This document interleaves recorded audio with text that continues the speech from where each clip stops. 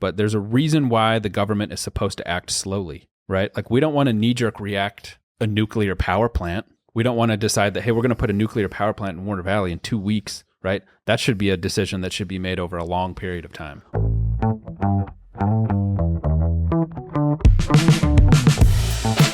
From the Blue Form Media Studios, this is the 435 Podcast, the pulse of Southern Utah.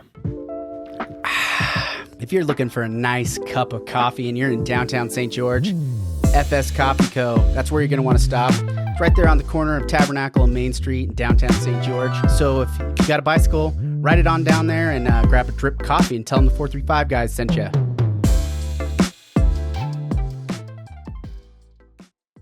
Dude, you went to Guatemala.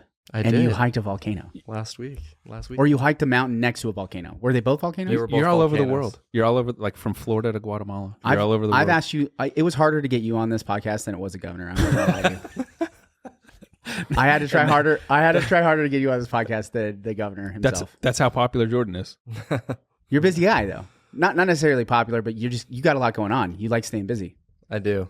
Yeah. So you went to why Guatemala? Last year I went to Cotopaxi in Ecuador. Uh-huh. And Not the store. Not the clothing the brand. actual volcano. The national park. Okay. And that volcano's about 16,000 feet. Sheesh. And I got super ill, altitude Like sickness, 3/4 dizzy, of the way up? threw up. Oh. And so I wanted to hike a volcano, but I found one that would kind of test my limits but be doable. And so Acatenango volcano in Guatemala is about 13,200 feet. Okay. And it was a 2-day hike. I hiked up to base camp on Saturday, watched the sunset, took some cool night photos, and then got up at 3:45 a.m. Sunday morning to finish the hike to be at the summit for the sunrise. And it was tough. It was like there were people puking along the trail, and none of us slept well at base camp. So physically drained, mentally drained. And I just kept telling myself, okay, you can do it. 5 more minutes, 5 more. Okay, now 5 more, 5 more. And then I found myself at the top for the sunrise, and it was like the coolest view. And the neighboring volcano is very active. And so I actually got a shot of some lava coming out of the neighboring volcano. That's crazy. Yeah, there was a picture you took where the cloud cover was like covering the town below, and then like the volcano was sitting above it. I'm like, dude, this is a sweet photo. Yeah, it was fun. And it was just a solo trip. It's interesting because international travel these days is so different because of what's happening in the U.S. politically. Mm-hmm. And so it was a solo trip, but I hired a guide, an expedition group, and I was put with about a dozen other people. 2 women from the Netherlands, 2 Dutch women, a couple from Canada, an Indian man who married a Polish woman. But the first question they asked, I was the only American like in this group. In the group. First question, what do you think of Trump? I'm like, I have to hike with these people for the next 2 days. You're like, how should I answer this question? But I don't shy away from my political views. So I told him, I was like, I voted for him. No one should be surprised by what he's doing because he's doing what he said he would do. He said he would close the border. He said he would, shake things up internationally as far as foreign policy. He said he was going to impose tariffs. These are all things he said he would do, and he's actually doing them.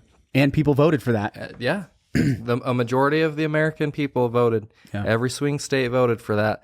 And the two Dutch women didn't talk to me the whole 2 days. That's so funny. They were not happy about that. Which is interesting. I saw there was like I can't trust polls, but the poll was basically like identifying demographics, like white, uneducated men, like no college degree, white college degree, white women, no degree, and with a degree.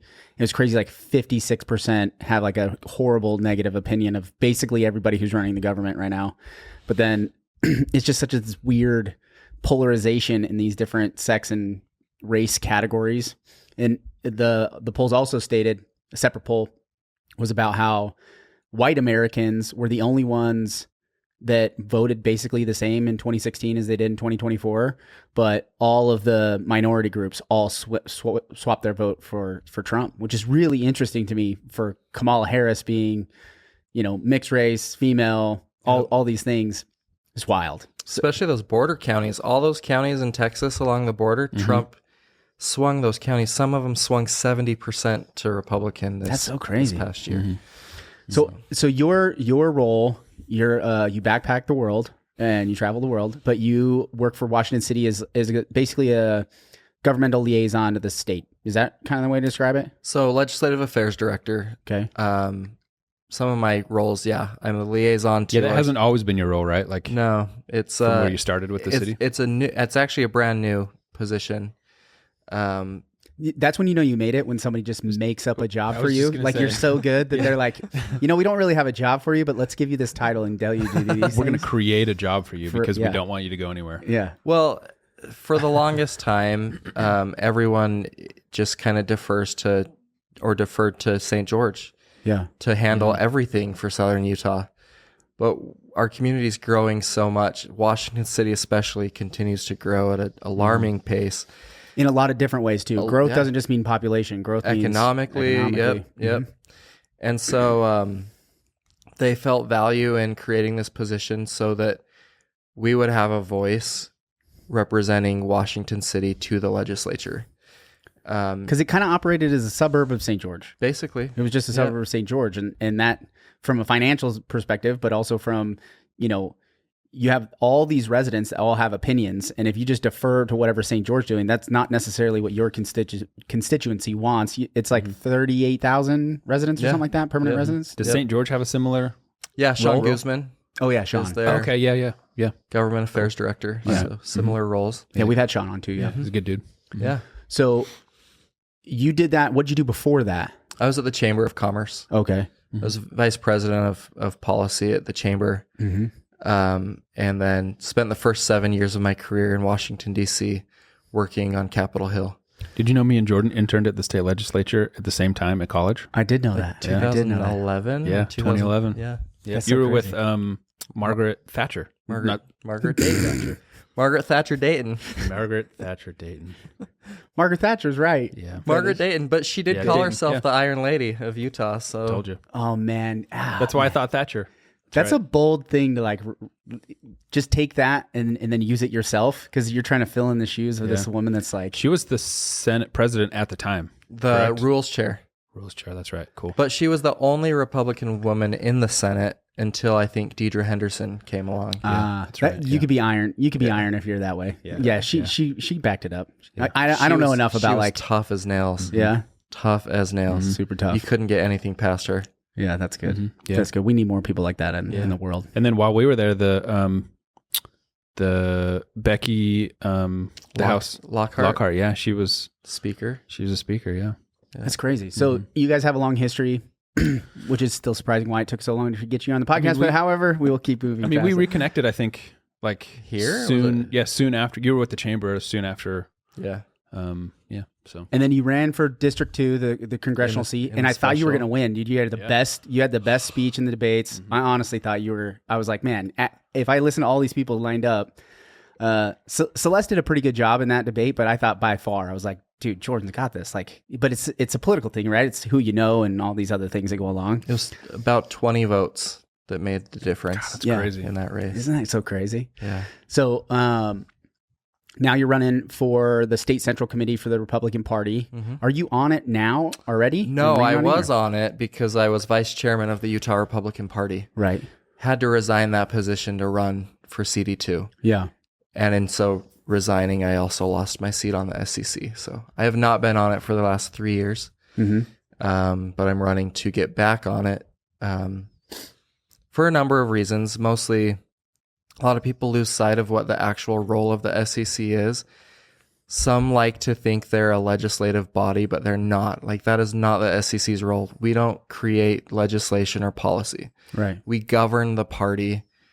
Our goal is to get Republicans elected. It's an organizing mechanism, body. right? Yep. It's an organizing body. So it's how do we get more Republicans out to vote? How do we get more people engage in the caucus system, Yep. right? Because it's not, the signature system is now outside really the SCC's scope, right? Exactly.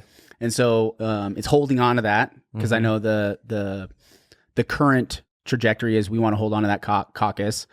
I've gone back and forth on my opinions as to, is it just broken because it has a signature gathering and the caucus? But at the same time, I think you did the best job describing it. It's like, it's the combination of the two that actually helps really put forth the best candidates, right? Yep. It's the combination of two actually kind of helps getting the best candidates. Because if you don't have the money, you can still make it through the caucus. Yeah. Right. And I've always been a supporter and defender of the caucus system. I mean, we wouldn't have Mike Lee in DC without the caucus system. Yeah. And I think that he's been a conservative champion for not only just the state of Utah, but for the country as a whole. So, and there's a if you're value. worried about in Utah, this is something I was thinking about. If you're in Utah, it's a Republican dominated, state governance. If there's a rhino, right, the Republican in name only, the only way to flush out whether someone's just saying they're a Republican and actually being a Republican is having that caucus system. Because if you put your name on a signature box and then run as a Republican, you're a Republican, right? Right. And nobody's going to know the difference. You know what I mean? And so that's where it's a touchy situation. I think it makes it very difficult for the Republican Party to operate. And as time goes on, the Democratic Party continues to build coalitions and gain seats and all those things. Did they gain seats in this last election or no? They just hold Here in Utah? Yeah, We held. Yep. So they didn't lose any. They didn't Right. gain We any. won a seat in Weber County in the legislature. And we held in Salt Lake County.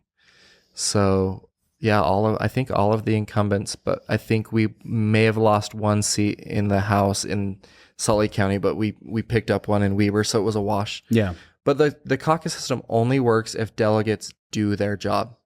Yeah. If they have this preconceived idea of different candidates and they don't do their research and they don't ask the tough questions, that's where the system doesn't work. But Yeah. if every delegate took their responsibility to vet all candidates and do the research that they've pledged they're going to do, it would be such a good system. And I think that's true. And I also think after going through the caucus system for the first time, I was elected vice chair.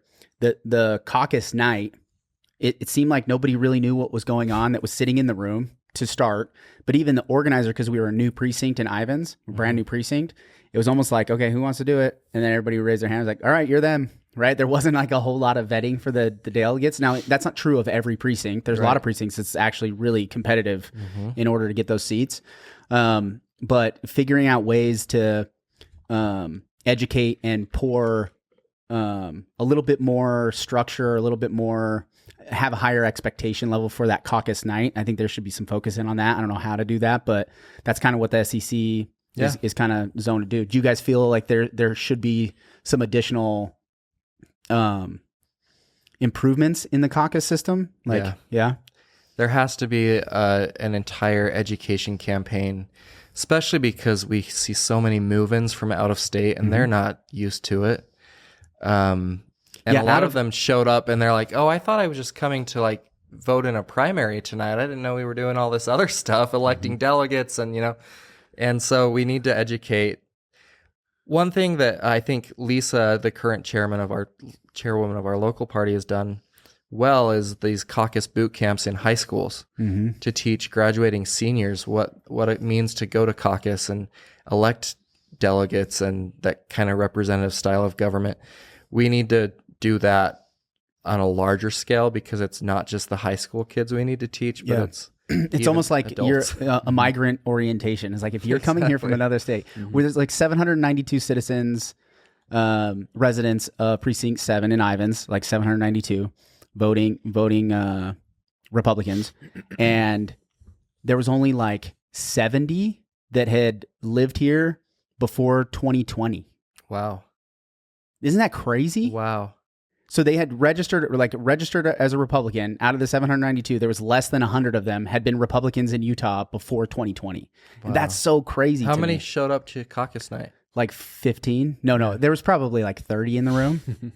Yeah, there was probably like 30, which, I mean, even that, it's good to see that kind of a turnout. At least the room was full, right? It didn't feel like there was nobody that showed up. Yeah, but you look at the percentage of what that looks like of somebody coming from out of the area, not knowing anything about yeah. the caucus, because no states do this, right? And most of them come from California or other parts of the West Coast. They don't know what the caucus is. So yeah, the education. It's like, how do we orient, people coming from other states to the system that we do?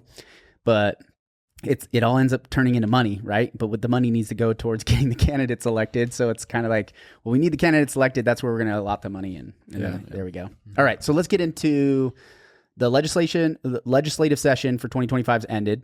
We're recording this on the 20th, first day of spring equinox, my son's birthday today. The governor has till tomorrow to sign. That's the expiration to veto or sign any of the bills. He signed a lot of them. He hasn't signed all of them. I think in the state of Utah, about 55 to 65% of the bills actually get enacted, which is on the higher end across the country. I was looking at a couple of states. Minnesota has 0.37% of their bills get enacted. Wow. Isn't that crazy? Are they a full-time legislature? Let's find out. I don't know. So out of That's a good 100 question. bills, call it 4 of them get enacted. Minnesota just passed 0.37% of the bills in 2024. Oh, this is 2024. And that's only 41 bills out of 10,947 that were introduced and carried over from the 2024 carried over into the 24 legislative session. On closing day of the session, Democratic Farmer Labor Party pushed through a 1,400-page omnibus package without debate, much to the chagrin of the Republican lawmakers. It's just crazy to me that we have that. It's cool because we have these little, the Democratic system, right? The Republican system that we have, the Republic system that we have all these different ways of passing bills throughout every state's a little bit different. But what'd you find? So Alaska, California, Hawaii, Illinois, Massachusetts, Michigan, New York, Ohio, Pennsylvania, Wisconsin are all full-time legislatures. So Minnesota's not. But yeah, 10,000 bills. I think there was like my job is hard tracking 800 bills. I could not imagine tracking 10,000 bills. Isn't that I think there's a crazy? bunch of states that have like a 3-month or 6-month session though, and that might be. But the fact that only 41 of the bills were enacted is insane to me. But that's not even Illinois 0.5%, Ohio 0.5%, Missouri 0.9%, New York 0.9%. That's just crazy. And then Arkansas they enact 98%. Utah's third on the list. Colorado was second. Utah last in 2024 had 62% of their bills, but historically it's like between 55 and 62% of the bills are enacted. So we have 500 plus bills that were passed, 582 bills passed. And we're going to cover really the ones that cover Southern Utah, at least from my perspective that I found, that really impact Southern Utah. There's lots of different bills. There's been some bangers that have gotten a lot of attention. Well, and there's some that are so small, like SB 230 defines Utah, a Utahn being spelled UTAHN, not UTAHAN. And it's like, do we really need a law defining that? It's almost just kind of like a formality or a gimmick, What is that for? Like, when you see these bills come up like this, what is that? Well, it says what's the purpose of that? Dan McKay said the move was more for national news outlets, which, I guess all publicity is good publicity. Right. I don't know. It's ridiculous. But like, that's an actual law now, right? Yeah. I think it's officially part of like the Utah style guide now. Oh yeah. That we spell it this way. It's a style guide. Oh my gosh. This is like when I was making fun of Celeste for her like mini named bills that she passed. I was giving her crap about. I was like the Patriot Act. It's like, well, it has nothing to do with what the bill says. It's just gaslighting on what it actually is. It's gimmicky. The rebrand of the flag, it just gets everybody all fired up about nothing. Right, dude, the Utah flag, man. People get fired up about that. That's still a litmus test. I know, man. There's a business that I'm not going to name here. They fly the old Utah flag, and they're just going to fly it. They're not going to ever change the new one. At the end of the day, there's really nothing wrong with it. But like, I don't know. But then it goes back to the flags. Like, this is another one of the bills that was passed. This ban on flag displays in public and classroom schools and government buildings. But isn't it specific for like transgender type But it flags. includes that. It allows you to fly the American flag, the state flag, any military flag, and then like the flag of your Veterans city or flags. town or your veterans POW flags. But anything other than that. So yeah, it's not going to allow a rainbow flag, but it's also not going to allow someone to put up a Trump flag in their classroom. So Right. it just kind of narrows which flags which are isn't the allowed. way that it's perceived in the news. Right. Well, yeah, and that's that thing is like we put up these laws that gain media attention and then obfuscate all the other stuff that's going on. Is that purposeful? Do you think that the lawmakers are purposefully doing that, or is it like I want to get my name on something, so this is what I'm going to do? I think there are different types of legislators. Some of them are focused on very narrow fiscal issues, and some are focused on education. And then there are some that they just love these kind of culture war social issues because that's what fires up the base. That's what, like you said, gives them some notoriety among the base, and they kind of become these hero figures of the party, right? You see it at the national level too. You see some of the bills that people like Marjorie Taylor Greene run, right? Or Lauren Boebert.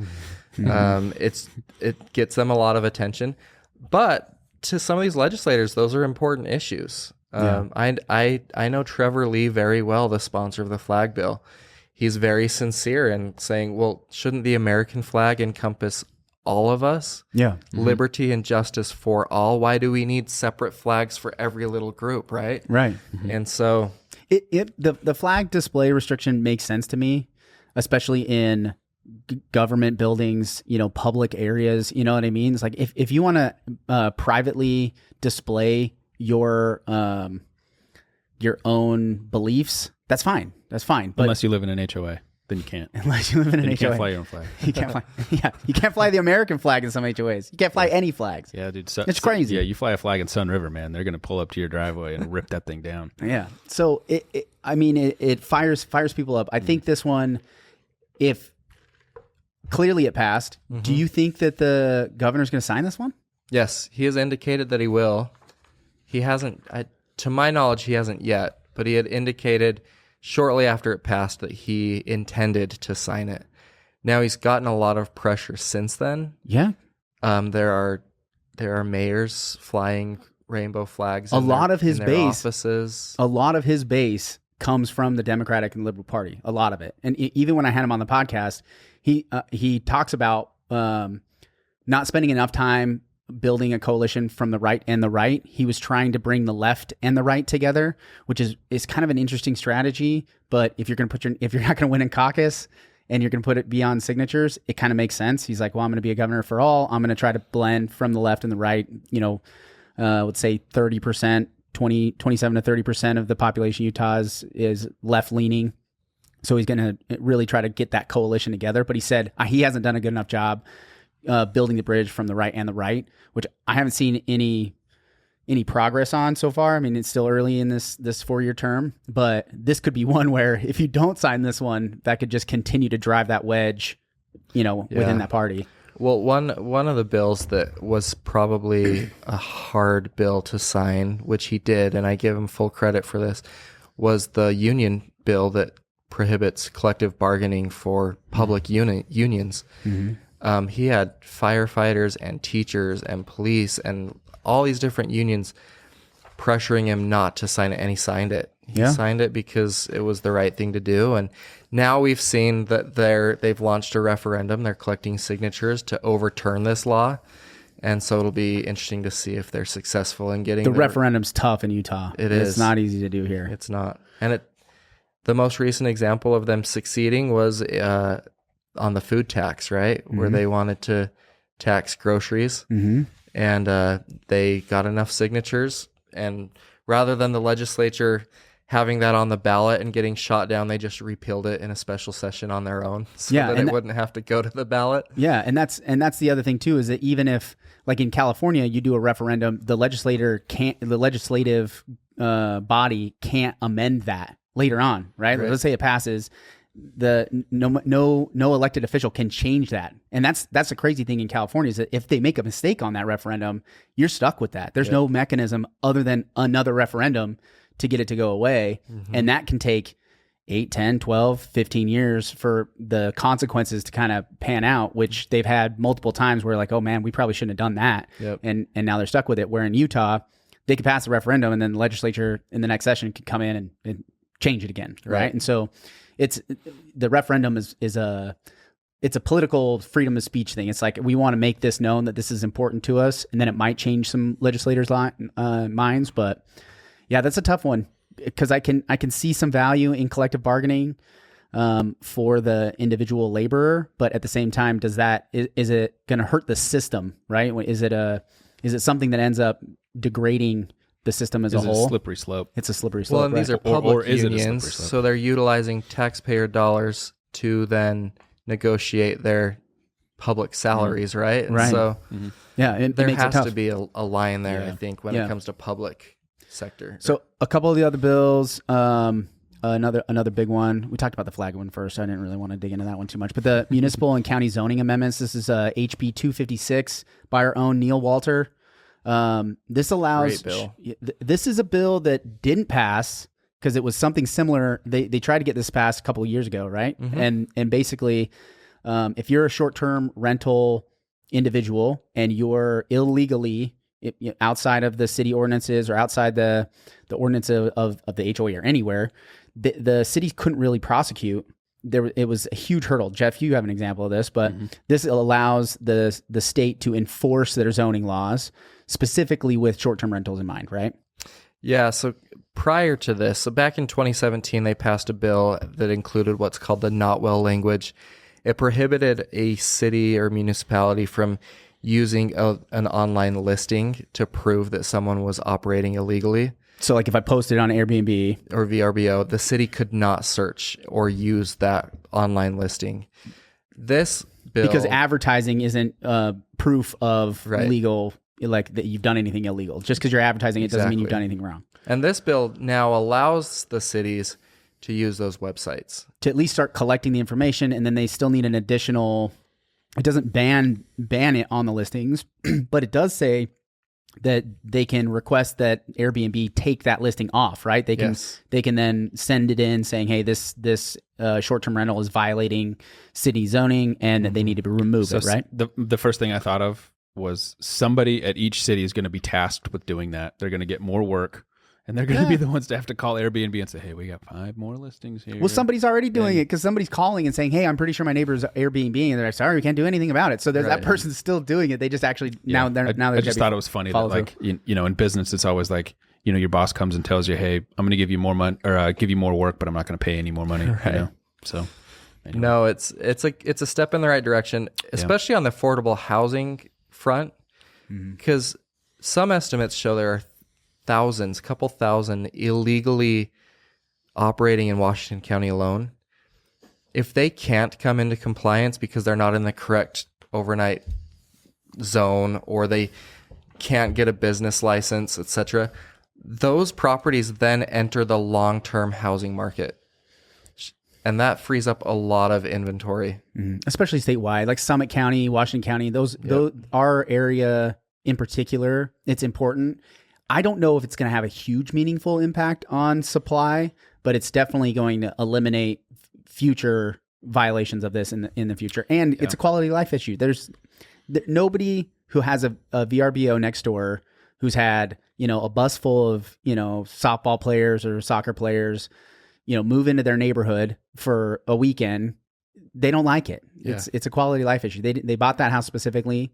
Most people are like, I want to make sure this is not in a short-term rental. Or the other question is this in a short-term rental area, right? Yep.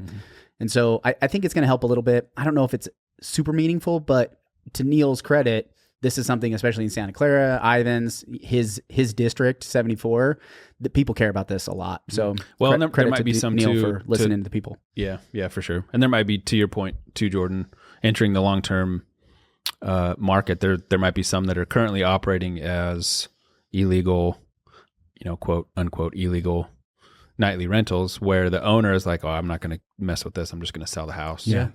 So There's definitely going to be an initial impact on supply, which people, if you don't know, supply is at a 10-year high. I went back to the data. It's been 10 years since we had over Really? over Yeah, 1,700 real homes estate active. plug. Yeah, real estate plug. It's been over a decade since we had over 1,700 homes listed on the MLS. We're pushing into a buyer's market, so there's going to be continued downward pressure on pricing. We're approaching a buyer's market, so these little tweaks like this legislation here, it's going to improve the affordability in Washington County for sure. Mm-hmm. Yeah. Parking requirements. requirements. Kind of goes on the same one. I'm curious to see what's Washington City's view on this. Prohibits municipalities from requiring garages or specific parking minimums for affordable owner-occupied single-family homes, aiming to cut construction costs. Yeah. It allows the bill also bars municipalities from requiring a garage for dwellings that are single-family owner-occupied affordable housing. So you can build carports now.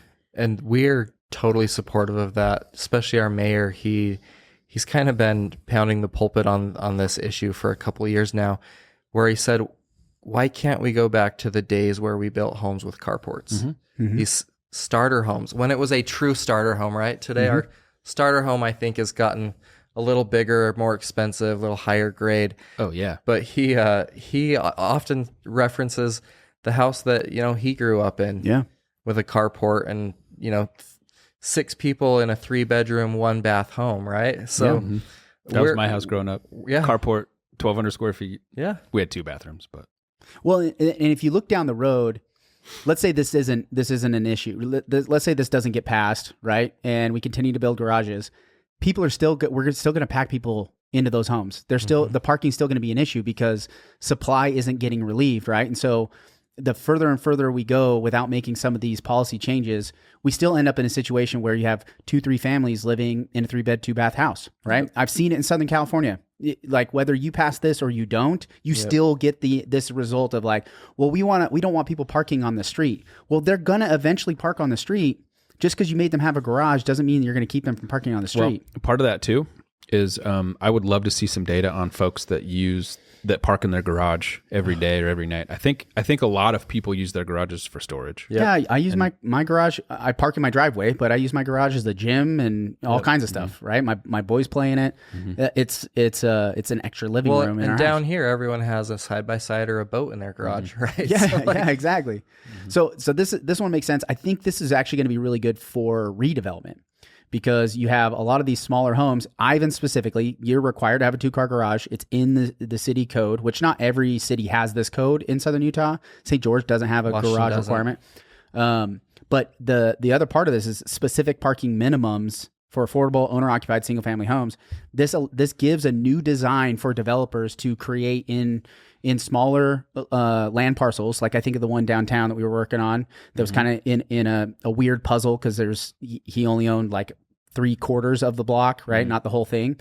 But it allows for better designs of higher density in redevelopment areas where we need the density. We need the density to happen in older areas that have commercial, that have schools, that have fire, that have all the infrastructure already there. And so you get an old home in downtown St. George or downtown Washington, and you're like, hey, we need to make this a little bit more dense. Now, if there's no parking minimum, you're like, I can add actually another room instead of that garage, and now we increase that density naturally. So I think this is a really good one. Yeah, you're probably aware that we're about to release a RFQ for our downtown. Ooh, I was going to ask you about that. I talked to Rusty Hughes 2 weeks ago on the podcast about that. About 6 acres of city-owned property right in the heart of our downtown at Main Street and Telegraph. And one of the things we were talking about just last night with the mayor and some council members was, decreasing parking requirements and decreasing setback requirements and increasing some density because we want it to be a place where people can gather. We want it to be a place that pencils. And in order for it to pencil, it will have a housing component, right? So, but we want it to be commercial mixed use with some retail, some dining, some housing, gathering places for community festivals, etc. But we're going to have to look at like, what does parking look like? What does setbacks look like? What does the density look like? And we're excited. We're going to release it. I think April 2nd is when we'll officially release the RFQ. Cool. It'll be open for, I think, 4 or 5 months. I think I like these ideas. I like these, especially like what St. George has done with the boulevard. They've gone one direction over a few decades, and then they change. They go to another direction, and then they're kind of shifting more density, more of this same idea. One of the things I think local cities, especially in smaller towns, is that we put too much emphasis on the car, where the demographic coming up that's moving up, right? Whether it's the Gen Z or Gen Alpha, I think you're going to see that the reliance on a car, if we look at self-driving, the reduction of cars on the road, we're going to see less and less cars on the road. So if we put all this infrastructure in and with parking in mind, and we don't shift our mind, is like, no, culturally, we ride bikes here, right? It's sunny, 290 days out of the year or whatever it is, right? So it's like, how do we put less emphasis on that traffic? Because it's so touchy, though, because you go to Green Springs and you're like, I'm sick of the traffic. We were complaining about traffic just yesterday, just laughing about it. But I think forward thinking and saying, okay, in the next generations to come, as we develop this is what we get. Are we going to put a lot of focus on the cars, or say, as a city, we don't want cars around here? Like, get on your bike, walk down here. We've set it up specifically so we can be walkable, and kind of, I hope they kind of come from that perspective, rather than the old idea of like, we need a carriage to be able to make a U-turn in the middle of the street, right. Big old wide streets. You know what I mean? So it'll be interesting to see how it's tough as a city council to make those decisions, because the voting population doesn't want it. Speaking of cars, when you look at what projects the legislature funds, right, through their appropriations process, not many people, I think, caught that they appropriated millions of dollars for this air taxi. Yeah, I saw that. Program. Oh, I saw that. Yeah. That was in the traffic. That was like buried a little bit in that, because it was they called it omnibus. The bill of bills, or SB 195. So it was I can't remember what it was exactly called, but it was transportation bill, right? And in that, I saw that air taxi thing. I was like, ooh, that's really interesting, and it's specifically for air ambulances. Oh, I didn't realize that was in there, was air ambulances, because if we think of, okay, well, what's in that next generation? I mean, thinking of Kayenta, right? The distance, like, because I'm on 91, so whenever I hear sirens, I'm like, I'm gonna say a quick prayer, because somebody's not doing well in Kayenta right now, right? Yeah. But it's 30 minutes, as fast as you can go, still get to the hospital. And so having an air taxi to run out and pick somebody up, man, that's totally a game changer. Yeah. Well, Tech Ridge has been talking about some of that stuff, incorporating that to the airport and some of that stuff. And we have all these plateaus in southern Utah too, to where we're like, perfect landing spaces. It's perfect. It's perfect. All the electric vertical takeoff and landing stuff. I hope the cities can get a little bit forward thinking. Dude, I could put one on behind my house on top of the bluff. Just boom, right over to work. Isn't it City Land? City Land, actually. Is it City Land? It is No, City it's Land. even better. Even better. Yeah. Get the city right on the involved. bluff. Just dun, elevator down. Yeah. Easy. Cheap. Stairs. You have to use it. Yeah, The only catch is you have to walk up the stairs to get to the helipad. Never mind. I'm not interested anymore. Never mind. Not after doing the Dragon Tail. Classic. Do it. We raced the Dragon Tail. I won, everybody, just so everybody knows. I beat Jeff up the Dragon Tail. My legs shut down. There's 333 stairs. It was probably stair 300. It's done. Legs done. Gassed, man. Okay, we're gonna keep running. Parking requirements, that was a good one. Housing attainability amendments. To me, this one, I'm trying to figure out what does it exactly do. I'm not quite sure. What's the bill number? This is 360. This is the big housing. This one was supposed to fit into the governor's. We're gonna build 3,600 or 36,000 homes by 2035 or something like that. What was it? Something like that. 35,000 starter homes by 2030 is what its goal was. So maybe do you know any more about that? He was giving grants to first time home buyers, things like that, but I don't. I do know that it restructured some of the financing. One of the bills that I paid a lot of attention to was 368. And that one changed some of the plan reviews at the city level so that they can get these plans approved quicker. So there aren't bottlenecks in the municipalities. Is that for residential? For residential, yeah. Residential. And then it also allows, if you build a house on lot 20 and you're building the exact same house on lot 28, you can approve both of those plans together rather than one at a time to also speed things up. Interesting. Yeah. Interesting. Yeah, it's almost like, what if you don't know? I guess in the initial stages of planning, you're going to kind of know what house the developer does, but sometimes the developer's like, well, this house, and this house will fit on that lot. So I wonder if they could go and preemptively be like, hey, all three of these, can they be approved at the same time too? Yeah. But yeah, speed that process up. That'd be helpful. Yep. I mean, it cut out some time. I don't know how. Well, I mean, if you think about a bigger development, so say you've got, a couple streets. DR Horton or something. Yeah, or like an SNS, like I think about those ones over by the river where they've got like 3 or 4 streets, probably maybe 80 homes, and they've got 8, 9, 10 different floor plans. And they know exactly which floor plan is going to go on which lot. Yeah, that that would save a lot of time. Yeah, that's true. For that's sure. a good point. Yeah. That's a good one. That one will help us.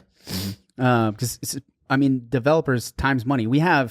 This is another thing. We have thousands of homes that are platted, zoned, approved, ready to go that are not coming out of the ground. Tens of thousands in our county. Yeah. It's an insane number of homes that you think there's a lot of building going on right now. It could be more, but there's a lot of other reasons why they're not getting built. And so, to all those that don't want growth, you can stop listening. It's just going to happen, right? The private land's going to get developed, period. End of story. I can see there's argument. Do we annex more land? Do we allow SITLA to build? Like, if it's privately owned land right now, ready for development, the water's already allotted. Getting in the way of it is such it's almost like trying to yell at the wind, right? There's no stopping it. So how do we just get the best version of that development that we can is the most important part. But being able to speed up the process allows the money to flow and houses to get built. So I think it's going to be important. Do you want to say anything else on that one? No, just the struggle that we have is just looking at each of these different pieces of legislation is, are they usurping local authority, local control? Yeah. I think streamlining is a good thing as long as it doesn't take a local community's ability away from being able to design the community that their people want. That's a great point. Yeah. Well, that argument can be made about the parking thing. Yep. Right? Is it usurping the local authority to make those decisions? It kind of is. And then locally too, like what kind of a public safety impact does that have, right? Like if we're talking, downtown parking and stuff like that, there's for sure some public safety elements to that. And, if the state's like, yeah, do whatever you want, and they don't know the specifics of a corner lot on Washington right off a Telegraph, it could have some impact. Difficult. Yeah. It's going to have an impact, but progress is what it does. It just keeps moving.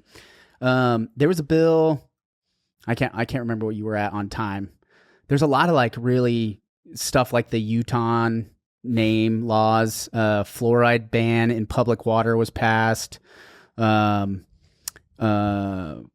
voting. Yeah. Let's talk about that one. So tell me a little bit about the new voting rules and how that was changed in this last session.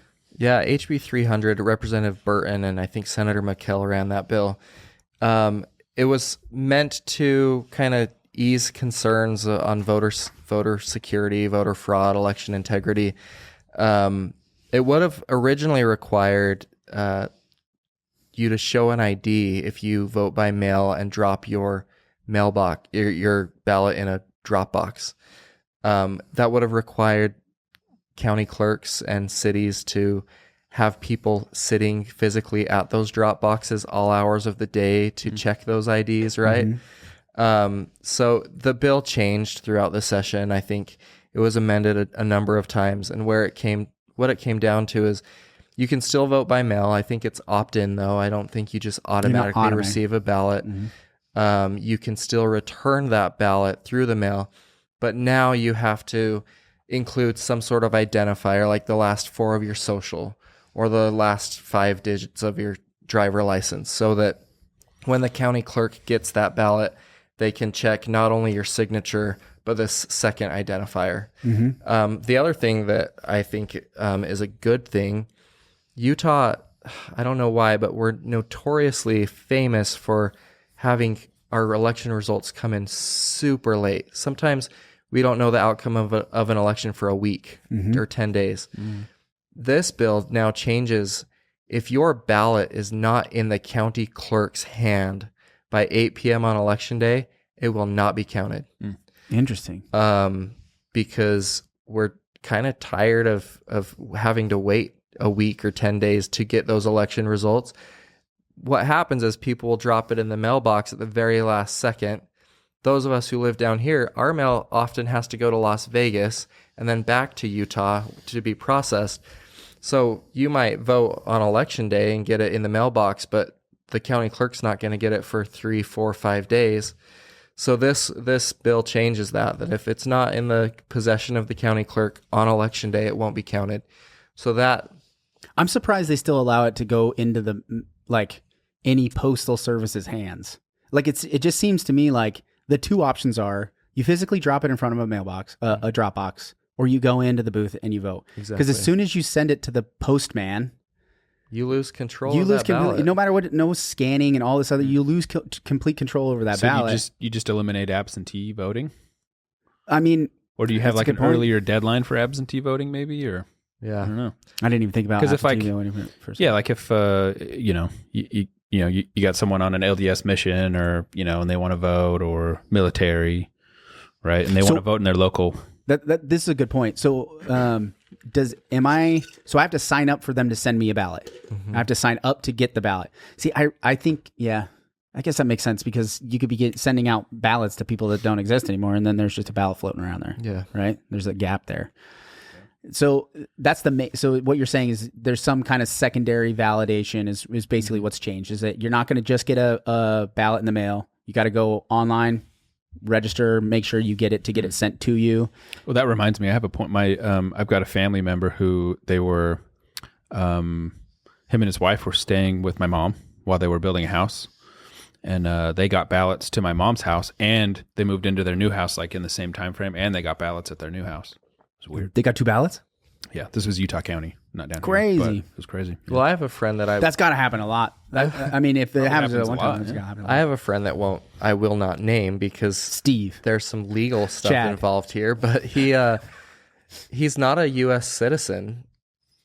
He married one, but he followed a link on Instagram, one of those make sure you register to vote links that, they plaster those all over social media to get people to register.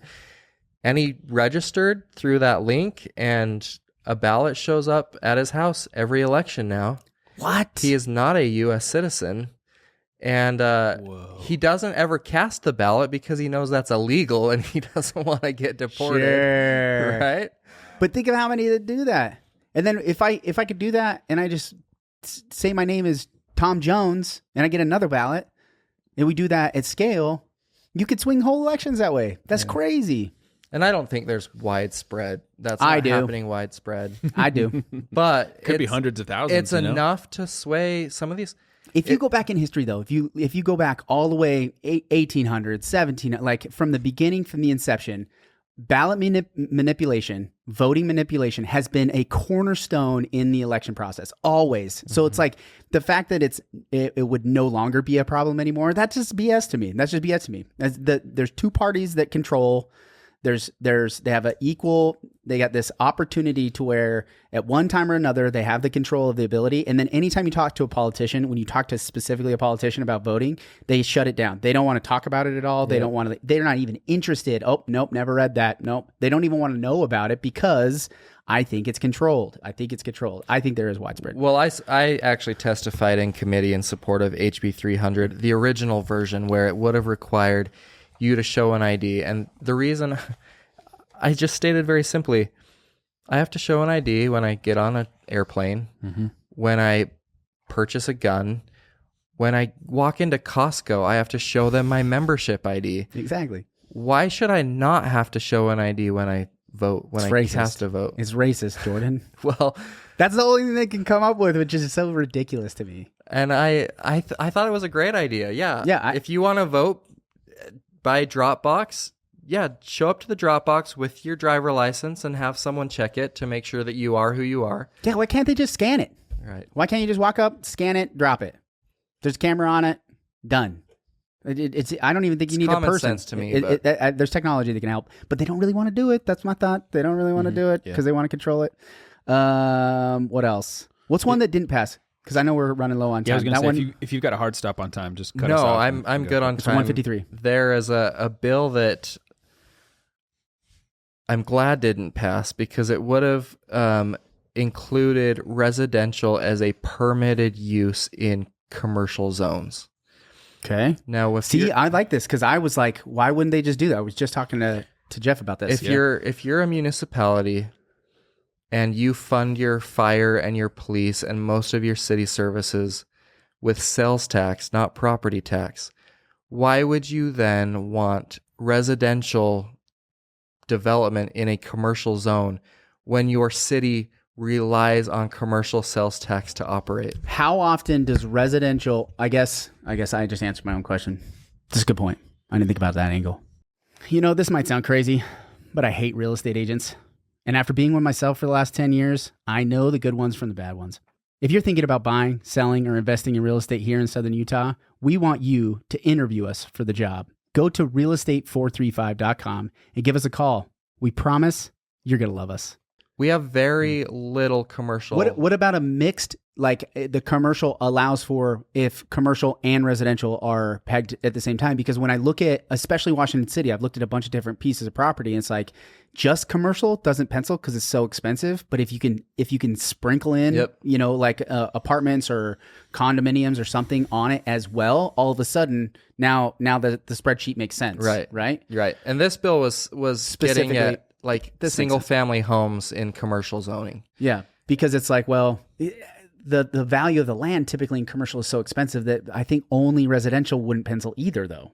Right. So I guess I can see how it can really restrict some municipality from being able to continue to gather taxes that really drives all of city services, because residential costs the city money. It doesn't make them any money. And really the property tax, you could raise property taxes a ton, but it's not going to make the new WinCo that's going in at the top of Main Street in Washington will generate about $1 million a year in sales tax. Yeah. The Harmons in Santa Clara, it basically doubled the city's revenue, just one business. But imagine if they had put 20 homes where that Harmons is. It's true. Mm-hmm. The property tax would have not even compared to the sales tax that the city's It would have cost the city probably a couple $100,000 a year. Yep. Easy. Yep, in infrastructure costs. So that's where, you know, like these little bills, it seems like, can we tweak them a little bit to see if we can continue to add a little bit of both? But that's a good one. I can see that perspective. I didn't really look at it from that angle. Mm-hmm. A bill that I loved that didn't pass for the second year in a row is one that our local Joseph Elison ran, that would allow a municipality to institute 1/3% of a sales tax that would specifically pay for fire and EMS. When you look at Santa Clara Ivins and the Hurricane Valley district, their districts are so big. Santa Clara Ivins they're providing service clear up 18 and clear out to the Nevada border. On the other side, Hurricane Valley is going from New Harmony clear to Hilldale. And especially over there, like 90% of the calls that the Springdale Fire Department gets are tourism-related tourists. Mm-hmm. Yeah. The tourists aren't paying for that system because tourists aren't paying property tax. Mm-hmm. Right. By instituting a tiny little additional sales tax, all of a sudden, all of our millions of tourists that come here every year and spend money in our stores and our hotels, they're now paying for that fire and EMS service. It passed the House, it passed the Senate, but it had been amended in the House. So I had to go back to the Senate for the Senate to concur with that amendment. And it literally was the bill they were about to concur to when the clock struck midnight and the session ended. Oh, dang. It was the bill that they were working on. So it was more about timing. Mm-hmm. It was all timing. All timing. Yep. All these bills that they got to negotiate in such a short amount of time. Do you think, I've always been curious about this TRT. So the room and tourism tax, the tourism and room tax covers the entire state. Do you see an environment where the Coalition of the Five Cities, Washington County, couldn't levy a similar tax to that to go towards something like this, rather than have to rely on the state to do it? Is have something like a TRT only just at the local level? Yeah, and like, for example, instead of adding that to like a sales tax, where, you know, citizens will also pay for that, like, you know, people that live in the area, you add that percentage or whatever the math works out to be to TRT specific to Washington County, then you're ensuring that the tourists are paying for all of it. Maybe the revenue isn't big enough. Yeah. Maybe a bill did pass. I think it was HB 456. I want to say something around that number, that restructures some of the TRT statewide. and it actually creates a brand new fund for fire and EMS. Oh, okay, cool. Where these fire districts can apply for grant funding, and that would come out of that specific TRT fund. Because I was talking to Adam Snow about this. This was probably last year, about how the TRT. I appreciate what the function is, but they're so limited on what you can spend that money on, and half of it is on marketing for more tourism, which is supposed to benefit the hotels and the restaurants that are having to foot this bill because now their ticket price has to go up. Washington County, that's a lot of money. It's a lot of money. I mean, second to Park City. Using that in a few other creative ways to help mitigate local impacts. Yeah, like letting the county have a little bit more flexibility with it. On what they can do with it. Be able to put it into infrastructure. That's what I told them. 5 million tourists a year on our roads does a lot of damage to our roads. Because that was the main thing, because they were talking about the new I'm having a hard time with words today. The trams and stuff, right? Oh, yeah. The trams and like public transportation, because public transportation is always a cost. There's no public transportation in the entire world that makes money. It always ends up being having to be subsidized at the government level. So it's like, if we know that's the case, how can we just build the best type of public transportation and figure out ways to generate revenue to it? And that's where I thought the TRT should have money be going towards, especially when it's tourism, public transportation. When I backpacked Europe, I used all the public transportation, right? Like that's what I used. And I think a lot of people that would come here, they'd get off the road if the public transportation was, even if it wasn't necessarily super affordable, but just available. But it's just not even available. Right. And so I was trying to think of creative ways to do that. But fire and EMS infrastructure, that makes a whole lot of sense to have it. Yeah. Do you think that's going to be enough though? Or do you still think that kind of a tax is something they're going to eventually really push again for maybe on the next session? Well, I think that I think they'll continue pushing for it. And Hurricane Valley even said that if this were to pass and they could institute this small percentage of a sales tax, that they would then go in and lower property tax in exchange. So that the tourists are bearing more of that burden than the local residents who actually live here full time. Yeah. Do you know what the economic, or like this, were there any studies done on what kind of dollar amount that would generate? Oh, it would. If St. George or Washington were to implement even 1/3%, it would be millions of dollars a year. Well, I ask because like coming out of, I worked in like the diesel industry and the commercial trucking industry for a long time. A fire truck is like $1 million. Oh yeah. One fire truck. Yep. So, you know, if it's like, if we're going to generate $1.5 million a year, it's like, yeah. Well, I think the city of St. George, there was like a fire suppression type system that they had to, I can't remember. Yeah. Maybe I shouldn't bring it up because I don't remember. It was like $30 million, something like that over the course of 10 years, that all of a sudden the fire department was like, oh, now we need this system. We didn't even, it's just, it goes into the slush fund of like rainy day type stuff. We got to figure out a way to fund this because this new fire suppression system now costs significantly more money. And those things, cities can't control that, right? They can't control that. And then you feel like you have to raise property taxes because it's the only way to get revenue. And then everybody's up in arms and is pissed at the city council for something they can't even control. When really it's like one of the, at least in my opinion, one of the core functions of a local government is, you know, police and fire and, you know, public safety, right? Exactly. So, criminalizing destruction of records. Are there any, I guess you've already mentioned a couple, but are there any, like, is there one or two bills that like were super important to you in your job, whether it's Washington City or just maybe a personal, like, here's why I loved this bill or hated this bill? I really appreciated the one we talked about that Neil Walter, one of the issues that we run into is we have an occupancy, limit in Washington City. If you're going to advertise for more than 10 people, you have to have like special like sprinkler system, fire suppression, etc. We have homes that we give them a occupancy license up to 10 people, and then we see them advertising for 25, 30 people. Well, that then is a safety risk, right? And prior to this bill being passed, there's really nothing that we could have done about that. Interesting. Sienna Hills, like the short-term rentals, all those Ivory homes, all that stuff over there behind Grapevine Crossing.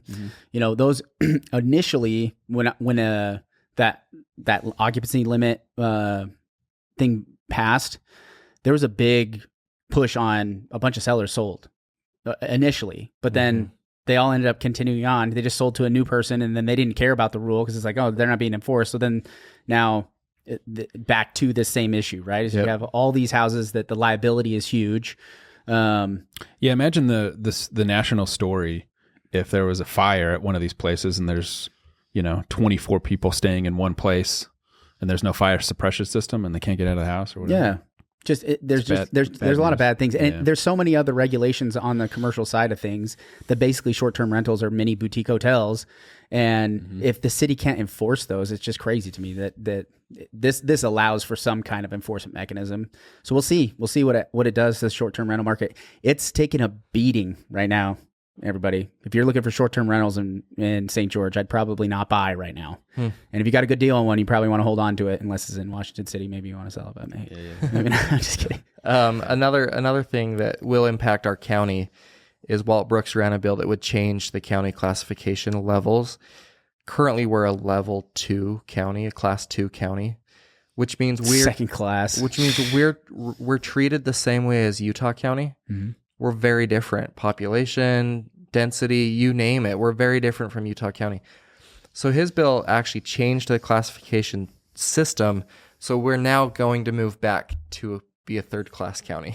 So, and what does that mean? That allows us to apply and receive more of like the rural grant type, programs. Because if you get outside of St. George and Washington, we're a very rural county. Yeah. I mean, even Hurricane feels rural, right? Yeah. So, but at the same time, we're treated like we're Utah County or Davis County. And the fact is we're not. And so he ran this bill just to change the threshold. I think currently anything above 200,000 people is a second class. I think this changed that to like 230,000 people. So it gives us a couple extra years to plan and prepare to become a second class county. And so like, I guess, is there one specific thing that's like we don't get the rural grants?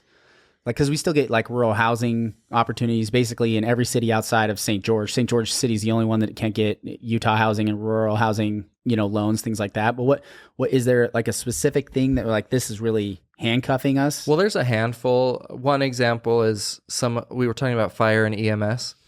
There are fire and EMS state grants available to municipalities and counties of the 3rd through 6th class. Got it.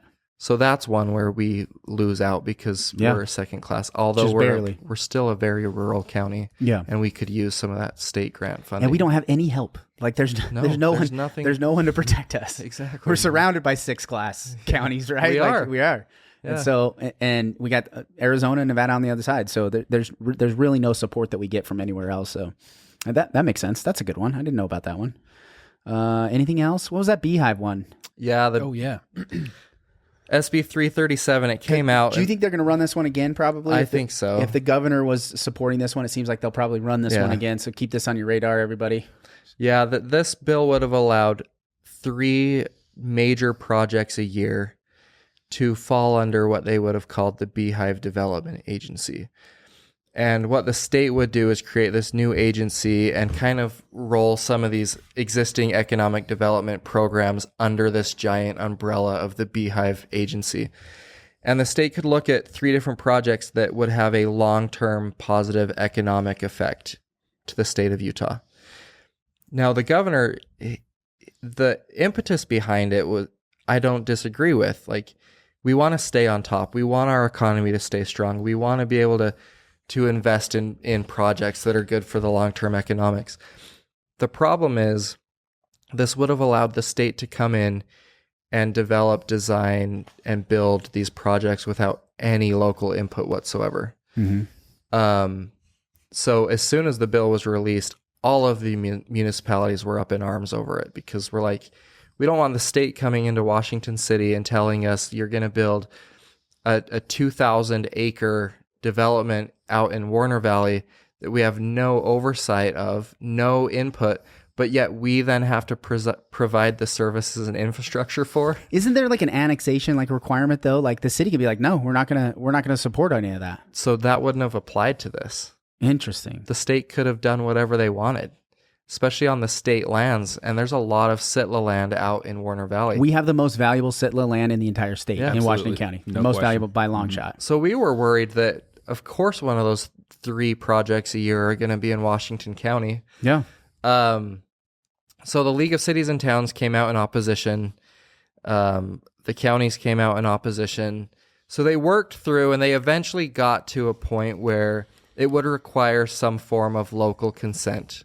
Like there had to be local buy-in. And I think it gave cities 45 days to decide whether or not they wanted to participate in this development project. But even with those slight changes, we just felt like it was too big, too fast, not enough time. It hadn't been really debated or thought through. They hadn't brought the cities and counties to the table to even when they had a concept of a bill. So I do think it will come back, but I think they're going to work closer with local communities. I think there's something to be said for not having to put your foot down on the gas all of the time. I was right? just going to say this. So here's to that point.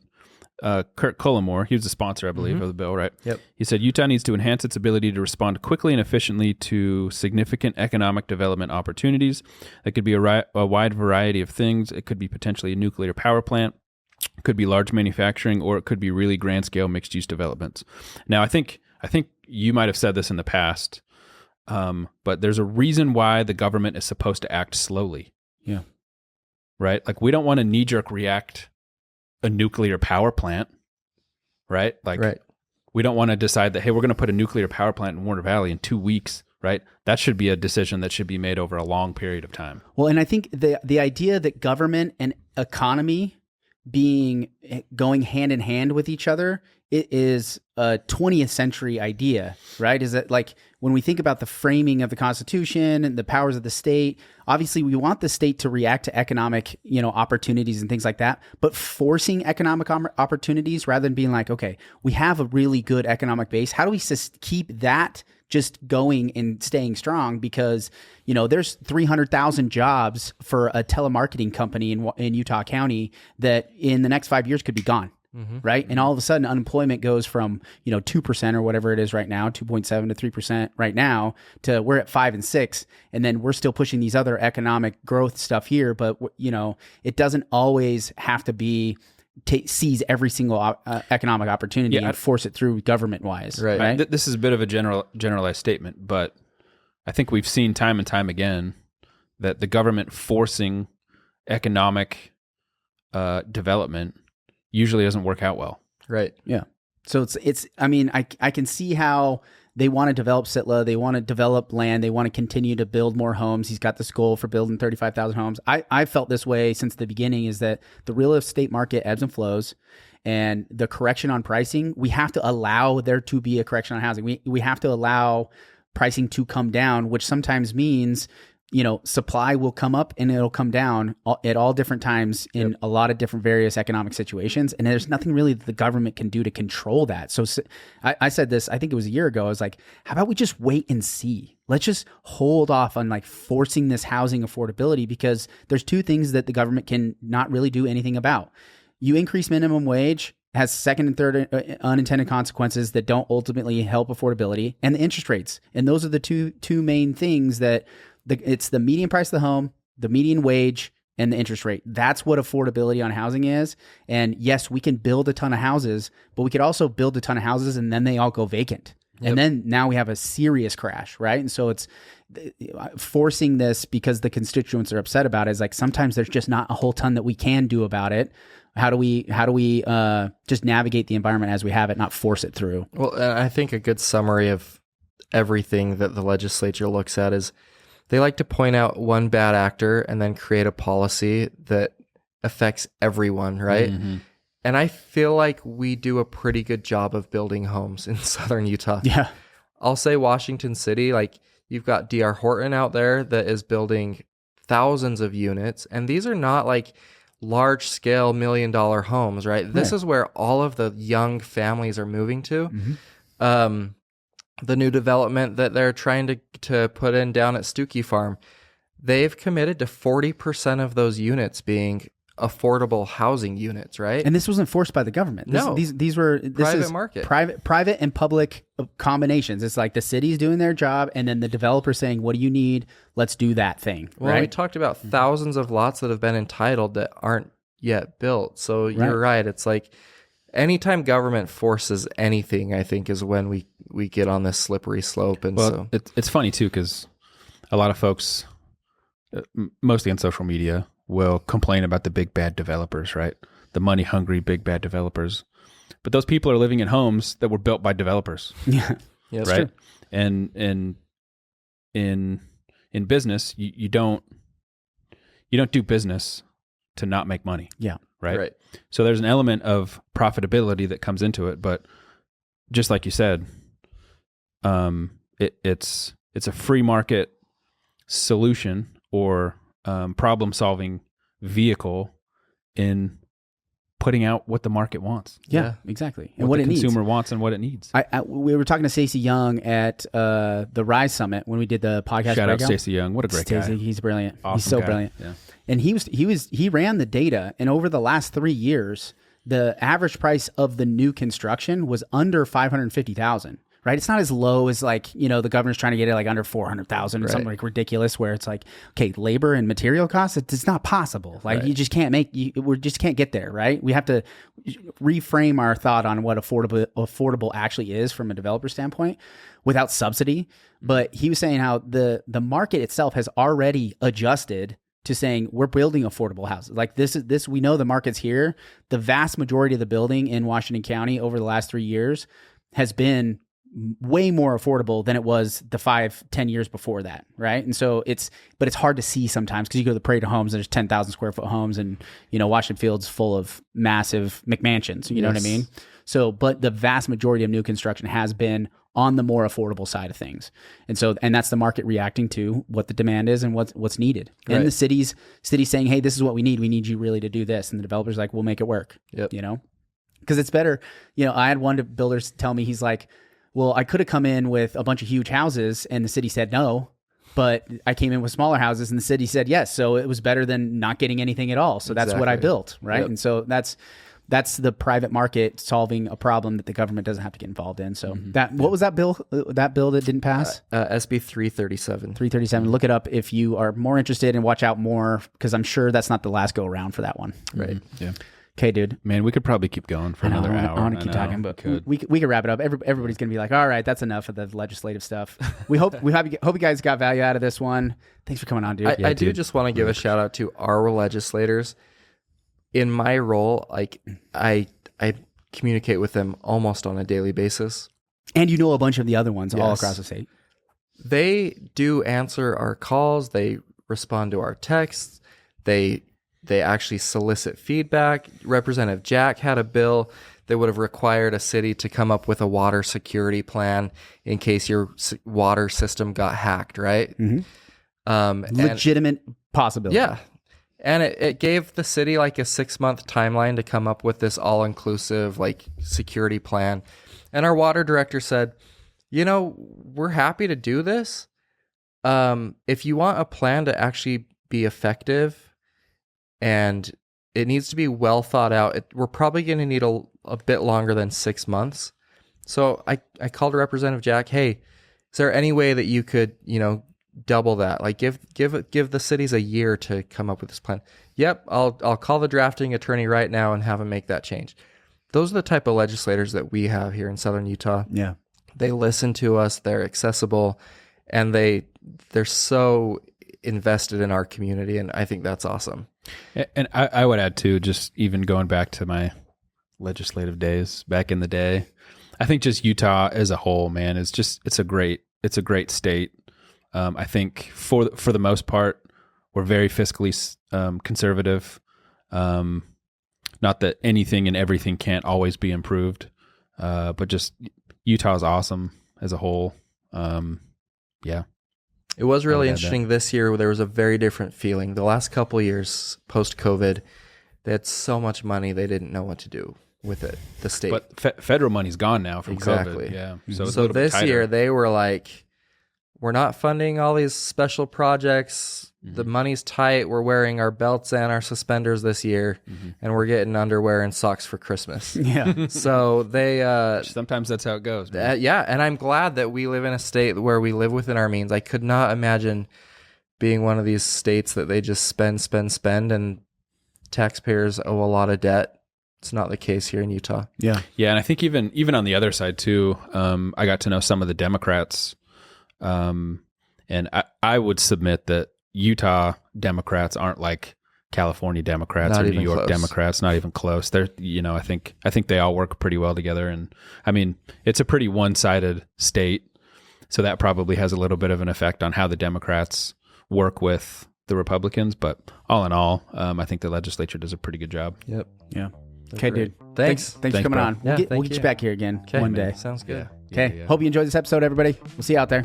Thanks for listening in. If you enjoyed this episode, please like and subscribe. Make sure you're following us on all the social media websites. We love your support. We love the dialogue. We want to continue that going. Find us at realestate435.com. We'd love to help you find a house here in town or help you get wherever you're going.